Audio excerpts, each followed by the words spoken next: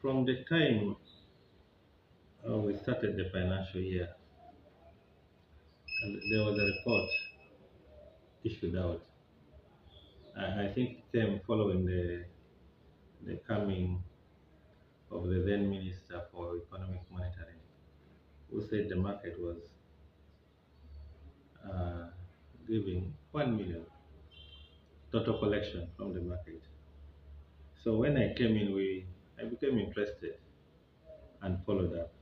What I see, there's a lot of under collection in the market. As we talk now, every month we get about 5 million.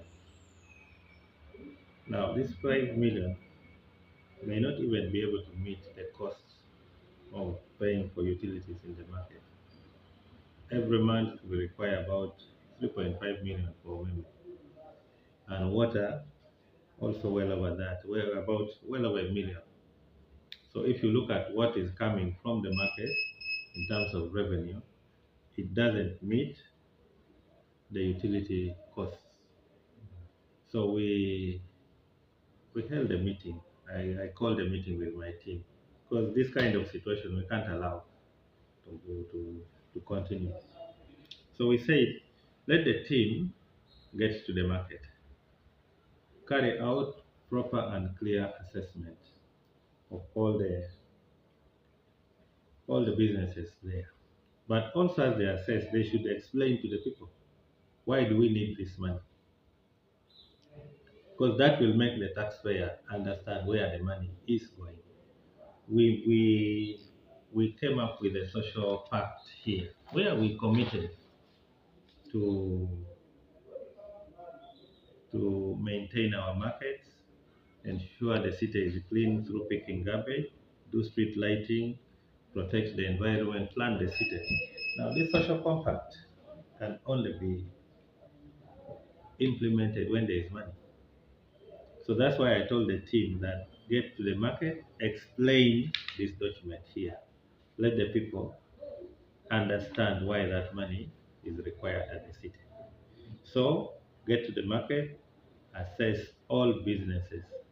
After assessing, issue the PRN to those businesses so that they are able to pay through the IRAS. And then after the PRN has been issued, then we're able to follow up to remind the taxpayers to pay the money. But what is important is to bridge the gap between the city and the taxpayer, and that can only be done through proper and clear services to the people. That is the most important. Once that gap is bridged, the taxpayer will be able to understand. Apart from the rent, what other revenues are supposed to come from that market, and is the city council realizing them? Apart from the rent, we have local service tax, which is supposed to be paid. We also have, for those that had their own facilities, there is property tax that they have to pay. Then all other taxes, all those trading licenses, all those must be explained to the taxpayer. Pay trading license. Where is the city deriving the authority to charge trading license? When it comes to the city, where does it go in terms of service delivery? The money, when the money comes. Because at the end of it all, the taxpayer should be able to place his or her eye on the service that has been rendered. Thank you. Sir, What will be the rough estimate? For now, as we talk, we are collecting less than 100 million in a year. But yet, when I sit down here and I do my proper analysis, that market should be yielding over 300 million. one of the concerns there is that the market is not fully occupied, Mm. and the vendors are not finding it conducive, partly because of the design, Mm. but also because of the street vendors who are supposed to actually be in the market now on the streets. And the allegation we have got is that these people actually have individuals in council who they are collecting money from, the enforcement officers from council that they are collecting money from, and they keep protecting them there. And that's one of the reasons why the market is not being fully occupied. Okay, thank you. That matter has come to my attention here. Several people have come complaining about the vendors out there. Personally, I've also gone to check. And good thing people do not know me. Many do not know me. So if I'm walking around, it is very easy to easily pass. Now, these vendors, they are there. But as a city, we have come up with a strategy on how to create order within the city. And very soon we'll be out there. But I want to also encourage those people that in a city, the order is required. So whoever is trading illegally anywhere is guided and advised to get to the market and do his or her business in the market. They shouldn't wait for us to come to enforce.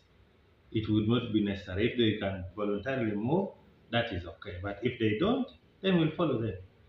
Yes, because we want the market. Government invested a lot of money in that market, a lot, over 20 billion. Then in 20, I think about 2013. So a lot of money was invested there to serve our people. Now the facility is already here. Why are people on the streets? So we must ensure everybody gets back and trade within the market. Yeah, there's a challenge between Mbale City and the Mbale Central Market.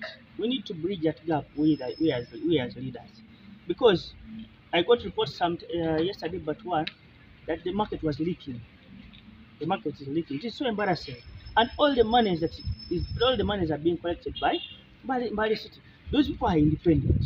We need also to, like I've told you, those are the one of the benchmarks we are going to do also in Barara. We say, how is Barara managing how are they managing their relationship between the city and the market? And who's responsible? Because the city is then supposed to be responsible as regards to renovation of the market. But it is shocking that the market is leaking everywhere, and those people have made. I will upload the leadership of Central Market.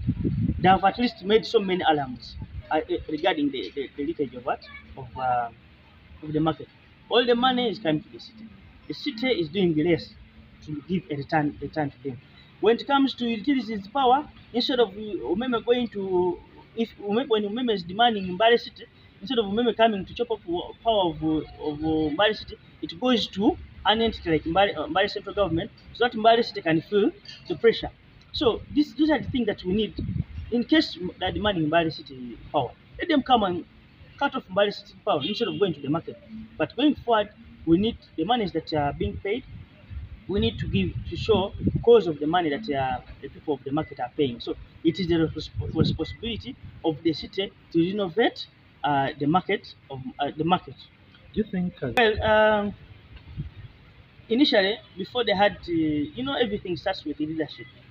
They had issues with their leadership. If you have a weak leadership, or if you don't have you have leadership which is not coordinated very well, you find such challenges in the revenue in the collections of the market.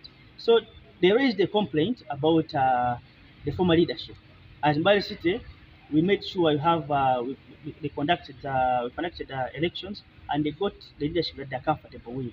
And basing on what they said the leadership is doing, they're even far better than the past, because at least you can see money on uh, on uh, on the system that at least people are paying money willingly. So it has given us a positive, and what we need to just do is now to just make these people closer to us.